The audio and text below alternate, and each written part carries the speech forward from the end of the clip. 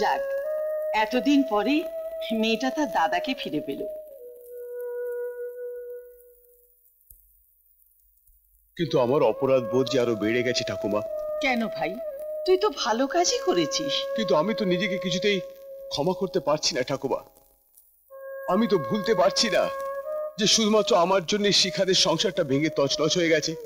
কিন্তু এই ভুল তো তোর নয় শুভু, তোর বাপের।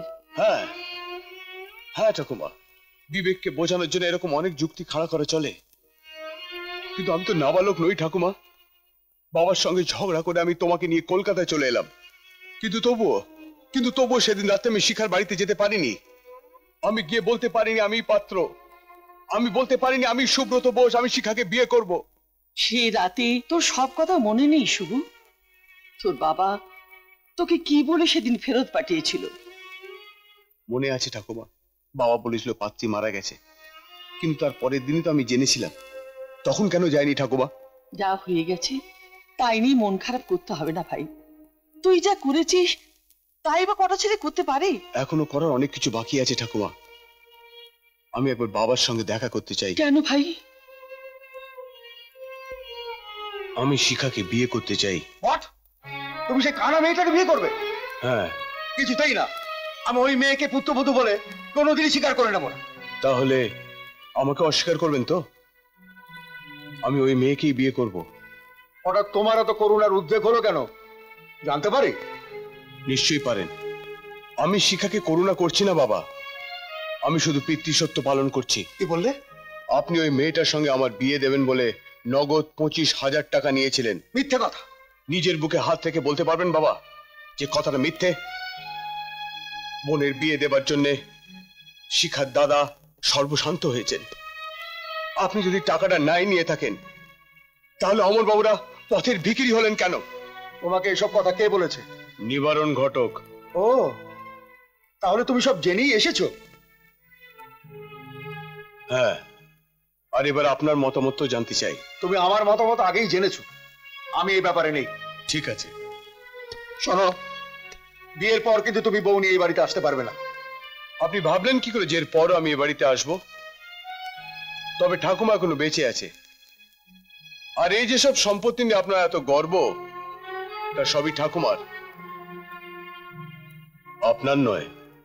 তাই যদি কোনোদিন আমার বউকে নিয়ে ঠাকুমা গোপালপুরে আসেন তখন নিশ্চয় আপনি তাকে বাধা দিতে পারবেন না। শোনো, কানা মেয়ে দুদিন মহত্ব দিকে ভালো লাগবে, পরে তেতো হয়ে যাবে। তখন যেন বাবার কাছে সাহায্যের জন্য এসো না, কারণ অবাধ্য সন্তানকে আমি কোন রকম ভাবে সাহায্য করি না। কথাটা আমার মনে থাকবে। এখন শুধু একটা কথাই মনে হয়, দাদা যদি জানতে পারতো যে আমি ভালো আছি। শিখা, শিখা দেখ কাকে ধরে নিয়ে এসেছি। সুব্রত, সুব্রত বসো। আপনি তো আশ্চর্য লোক মশাই, সেই যে সেদিন শিখাকে পৌঁছে দিয়ে উধাও হলেন, তারপর তার এলেনই না। ভাগ্যিস আপনার ঠিকানাটা ছিল, তাই অসিতকে পাঠালাম, নইলে তো আসতেনই না। আপনি আমি অকারণে দুষছেন। অসিত বাবু যে বাড়ি পাল্টেছে আমি জানতেও পারিনি। প্রিয়া, মিস্টার বোস একটা প্রস্তাব নিয়ে এসেছেন। কি প্রস্তাব? মানে আমার ঠাকুমার খুব ইচ্ছে যে আমি শিখাকে বিয়ে করি। আপনি ঠাকুমার ইচ্ছেতে বিয়ে করতে চাইছেন? না মানে আমিও। আমি যে অন্ধ, একটা অন্ধ মেয়েকে দয়া করা চলে, ভালোবাসা তো যায় না। আমার ঠাকুমা কি বলেছেন জানো? আমার ঠাকুমা বলেছেন যে শিখা যদি এই প্রশ্ন তোলে তাহলে ওকে বলবি যে যদি বিয়ের পরও অন্ধ হতো তাহলে কি আমরা ওকে ত্যাগ করতাম? আর কথাটা শুধু আমার ঠাকুমার নয় শিখা, আমারও। ব্যাস ব্যাস ব্যাস, তাহলে আর কোনো কথাই নয়, বিয়ে ফাইনাল। প্রিয়া, আর যদি দাদা থাকতো তাহলে আমাদের সব পূর্ণ হয়ে যেত। ছোটদা, ছোটদা। কি রে, কি হয়েছে শিখা? তোরা শুনতে পাসনি ছোটদা? কি শুনতে পাবো? দাদা, দাদা গান গাইতে গাইতে যাচ্ছে, সেই যে রে বাড়িতে গাইতো না। দাদার জন্য তোর খুব মন কেমন করছে তাই না শিখা? বিশ্বাস কর, আমি কিন্তু সত্যি দাদার গলা শুনেছি। বিশ্বাস করেছি, আমি তো দিনরাত শুনতে পাই। কলকাতা শহর না কত বড় সতী। কেন হঠাৎ এ কথা বলছো কেন? সারা শহর চষে ফেলেছি গান গেয়ে গেয়ে, আচার বিক্রি করেছি। আচ্ছা, শহরের কোন সীমানা আমার ভাই বোনেরা আছে বলতে পারো? ওরা কি একদিন আমার গলা শুনতে পেল না? তাই বলে তুমি বা কেন দিনরাত ঘুরে ঘুরে শরীর পাত করছো? নিজের দিকে তাকে একবার দেখেছো? কি আর হবে, একদিন হঠাৎ শেষ হয়ে যাব। দেখো, এক কথা রোজ শুনতে আমার ভালো লাগে না। আরে বাবা, এত সহজে কি মরি? আমি বলে তোমাকে দেখবে কে, শিকার খোঁজ করবে কে? বুকটা ভরে গেল বর্দা, বুকটা ভরে গেল আমার। কেন, কি হয়েছে? ওই ওদিকে একটা বাড়িতে বিয়ে হচ্ছে। ও কত টাকার যে ফুল কিনে নিয়ে গেল কি বলবো দাদা আপনাকে। এক ভাই এক বোনের সংসার, ভাই বড়, কিন্তু এমনই কপাল, বোনটি নাকি অন্ধ, দৃষ্টি নেই। ক ভাই বললি ভোলা? এক ভাই এক বোন। ঠিক শুনেছিস তো? হ্যাঁ, নিজের ভাই তো, পাতানো দাদা নয় তো? পাতানো দাদা কেন হবে? না মানে যদি শিখা হয়তো তাহলে 3 ভাই এক বোন হবে।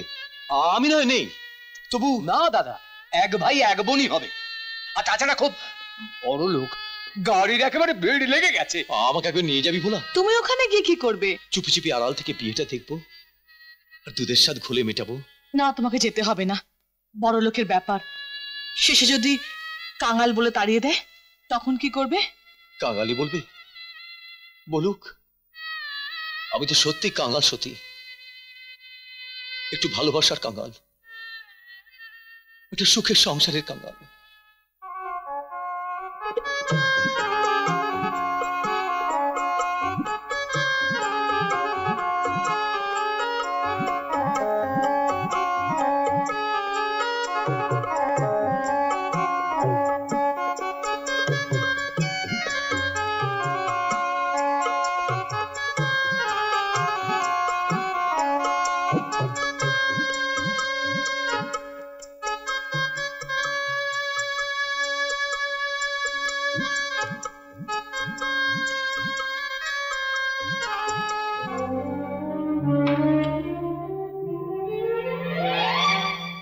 সুব্রত, প্রিয়ব্রত বসে ছেলে।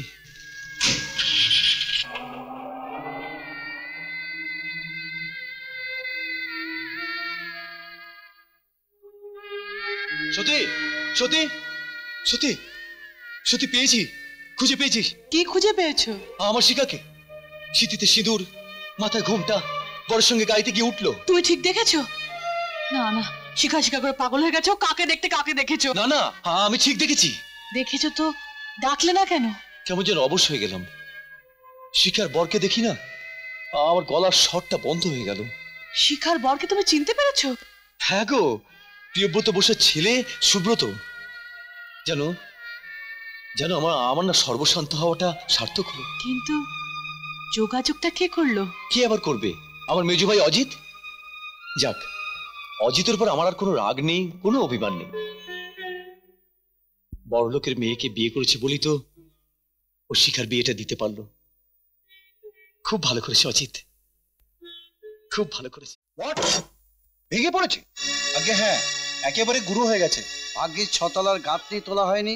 যেসব জায়গা ভেঙে পড়ে গেছে সেখানে পরিষ্কার হওয়ার কাজ শুরু হয়েছে? আগে না, বিকাশবাবু সব পরিষ্কার করতে গিয়েছিলেন, কিন্তু পুলিশ সব ঘিরে রেখে দিয়েছে।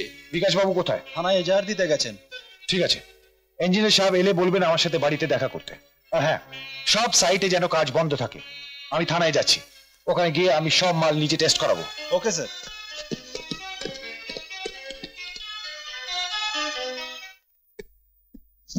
শুরু থেকে আমি তোমাদের সাবধান করেছিলাম, তোমরা তো কেউ আমার কথা শুনলে না। ও চোর, 1 নম্বরে চোর। জামাই বাবু, ওর নামে একদম যাতা বলবেন না। অসিত যে চোর, তার কি প্রমাণ আছে? প্রমাণ একটু পরে প্রমাণটা পেয়ে যাবে। বারবার করে বারণ করেছিলাম যে বিসিবি ইট কিনো না, সেই ঘুষ খেয়ে বিসিবি ইট কিনলো, সিমেন্টের জায়গায় গঙ্গা মাটি দিল। তার ফলে কি হলো? 4-4টা বাড়ি ভেঙে পড়ে গেল।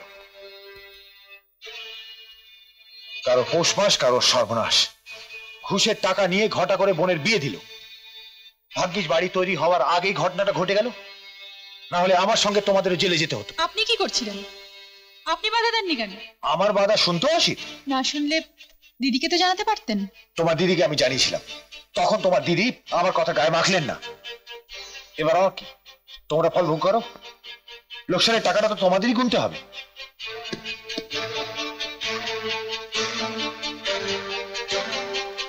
তুমি কি এই কথাগুলো বলবার জন্য আমার কাছে এসছো? হ্যাঁ, টেস্ট সেন্টার থেকে যদি রিপোর্টটা বেরোয় যে ইট আর সিমেন্টের জন্য এই দুর্ঘটনা ঘটেছে, তাহলে কিন্তু তার জন্য তুমি দায়ী হবে। ইটের টেন্ডার আমি পাস করেছিলাম, কিন্তু সিমেন্টের টেন্ডার তো আমি পাস করাইনি। সেটা আমি বুঝে নেব। ইটের ব্যাপারটা আমি বুঝে নেব। আরেকটা কথা, যতদিন না এই ঝামেলা মেটে তুমি কিন্তু অফিস যাবে না। তোমার হুকুম? আমার নয়, সোমার হুকুমের কথাই তোমাকে বলছি। কিন্তু প্রিয়াও আমাকে পাওয়ার অফ অ্যাটর্নি দিয়েছে। সেটা এখন কোনো কাজেই আসবে না, কারণ প্রিয়ার ওই চিঠিটা অফিসের কোনো ফাইলেই পাওয়া যাচ্ছে না। পাওয়া যাচ্ছে না? না, পাওয়া যাচ্ছে না।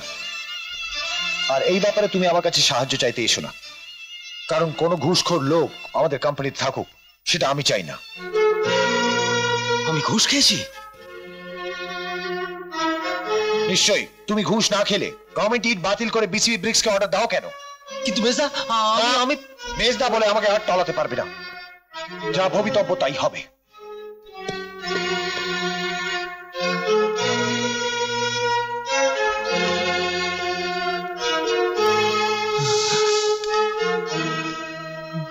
পুলিশ মাল মশলা নিয়ে গেছে? হ্যাঁ, পরীক্ষা হবে, তারপর পুলিশ এসে অজিত আর রশিদ দুজনকে অ্যারেস্ট করবে। সবচেয়ে দুঃখের কথা কি জানো? তোমাদের কোম্পানির এতদিনের সুনাম একেবারে ধুলোয় মিশে যাবে। বিকাশ, তুমি কি বাঁচাতে পারো না? কেন? আমি কেন বাঁচাবো? আমার কোনো স্বার্থ নেই। ও তোমাদের ব্যাপার তোমরা বুঝে নেবে। বিকাশ প্লিজ, তুমি বলো কি চাও তুমি, আমি দেব, প্রমিস। তুমি শুধু আমাদের সুনামটুকু বাঁচাও। তাহলে সবার আগে তোমাকে দুটো কাজ করতে হবে। কি কাজ?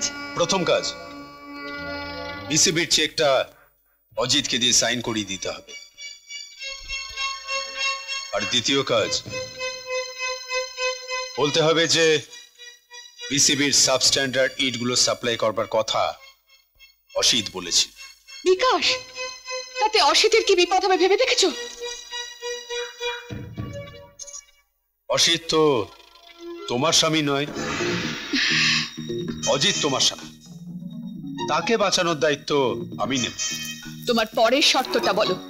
প্রিয়ার সঙ্গে আমার বিয়ের ব্যবস্থা করো। কি বললে? বলছি যে যদি মান সম্মান নিয়ে বাঁচতে চাও, তাহলে টেস্ট হাউস থেকে রিপোর্টটা আসার আগে প্রিয়ার সঙ্গে আমার বিয়ে দিয়ে দাও। How dear you!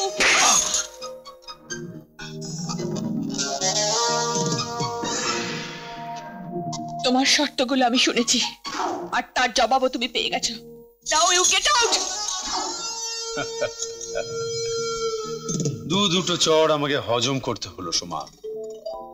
তোমার বর একদিন আমার ডান গালে একটা চড় মেরেছে, সেটা অবশ্য আমি ভুলেই গিয়েছিলাম।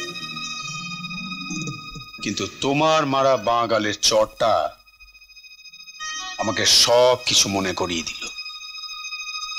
ঠিক আছে, বিকাশ চৌধুরীর আসল চেহারাটা এবার তুমি দেখতে পাবে।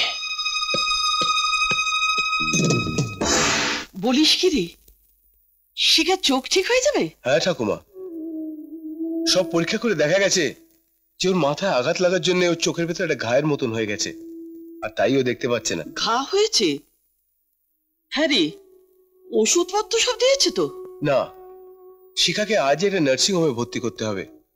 ওখানে ওর চোখে একটা অপারেশন হবে, কর্নিয়া গ্রাফটিং। আর সেটা হলেই ব্যাস, শিখা আবার দেখতে পাবে। ঠাকুমা, তুমি শিখাকে তাড়াতাড়ি তৈরি করে দাও। আচ্ছা ভাই। তাহলে কি রে নাথ বউ, স্বামী ফিরে পেলি, দাদাদের ফিরে পেলি, এবার চোখ ঠিক হলে তোর দাদা বৌদিকেও ফেরত পাবি। এই রকমই হয় রে ভাই, সংসার শুধু সুখের হয় না, আবার দুঃখেরও হয় না, সুখ দুঃখেরই সংসার হয়। কি ব্যাপার বড় বাবু, হঠাৎ আমায় খবর দিলেন? স্যার, ভাঙা বাড়ির রিপোর্টগুলো এসেছে, তাতে বলা হয়েছে সব দোষ আমাদেরই। রিপোর্টগুলো কোথায়? খুঁজে পাচ্ছি না স্যার। বিকাশ চৌধুরী আজ এখানে আসেননি। অপরাধ নেবেন না স্যার, বিকাশ চৌধুরী বেনামিতে যে ইট ভাটা করেছে সেই ইটই সাপ্লাই দেওয়ার অর্ডার দিয়েছেন আপনি। অজিত বাবু কোথায়?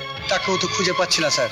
কি বলছেন আপনি? আগে হ্যাঁ, আমি তো আজ ও বাড়িতে গিয়েছিলাম, গিয়ে শুনলাম বিকাশ চৌধুরী অজিত সোমা ও প্রিয়াকে নিয়ে কোথায় যেন গেছে। আমার ভীষণ ভয় করছে স্যার। আপনি ভাবেন না, বিকাশ চৌধুরীর ইট ভাটা আমি চিনি। দরকার পড়লে বিকাশকে আমি ওখান থেকে খুঁজে বার করবো। বিকাশ বাবু, অসিত যদি এসব জানতে পারে ও কিন্তু আপনাকে খুন করবে। আমার এই ইট ভাটাতে কাক পক্ষীও আসে না, আর যদি আসেও তোমাদের কাউকে খুঁজে পাবে না। ভুলে যেও না, এটা আমার একটা গোপন ঠিকানা। কি করতে চাও তুমি আমাদের নিয়ে? খুব সাধারণ দুটো কাজ। এই চেকটাই সই করতে হবে, আর চেকটা ক্যাশ হয়ে যাওয়ার পরেই আমি আপনাদের ছেড়ে দেবো। ভাববেন না স্যার, অতিথি সেবার সব বন্দোবস্ত এখানে পাকা। দরকার শুধু এটা পুরোহিতের। পুরোহিত? পুরোহিত কি করবে? পুরোহিত প্রিয়ার সঙ্গে আমার বিয়েটা দেবে। ছি ছি ছি বিকাশ বাবু, আপনি এতটা নীচ, এত জানোয়ার। সত্যি আমি জানতাম না, আমি জানতাম না তুমি চেকে সই করবে না অজিত। চুপ কর, সই না করলেই অজিতের সামনেই তোরা মরবি। এখানে পুঁতে রেখে দিলেও কেউ জানতে পারবে না। কি ব্যাপার, যে হাতে বিকাশ চৌধুরীকে চড় মেরেছিলেন সেই হাতে চেকে সই করতে বাধ্য নাকি অজিত রায়? হাত বাঁধা থাকলে সই করব কি করে? ছেড়ে দে। সই করবেন না জামাই বাবু? ওর বাপ সই করবে। কলম। টেক ইট।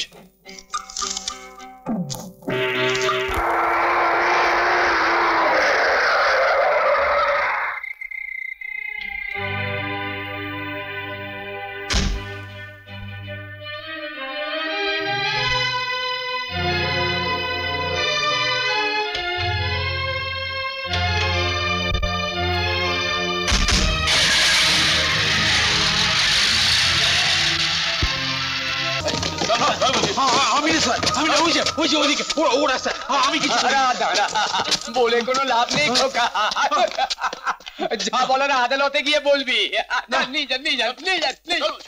নিয়ে যান। দাদা। তুই প্রিয়া? হ্যাঁ দাদা।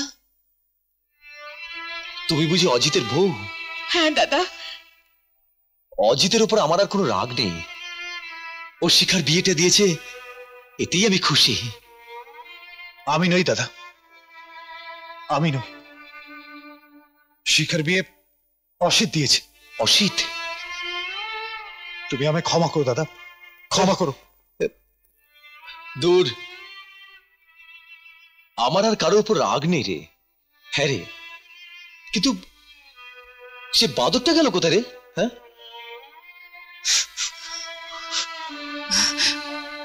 ওইদিকে আপনার মরা মুখ দেখার দিব্যি ও এখনো ভুলিনি দাদা। তাই ওদিকে একা দাঁড়িয়ে দাঁড়িয়ে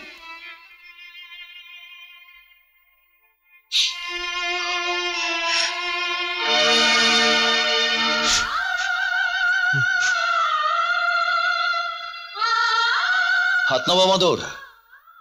হায়, হাত নাবা। ঠিক আছে, আমি আমার দিব্যি ফিরিয়ে নিচ্ছি রে। আরে আচ্ছা, দাদার হাতের মার খুব মিষ্টি না রে? হ্যাঁ, মিষ্টি না?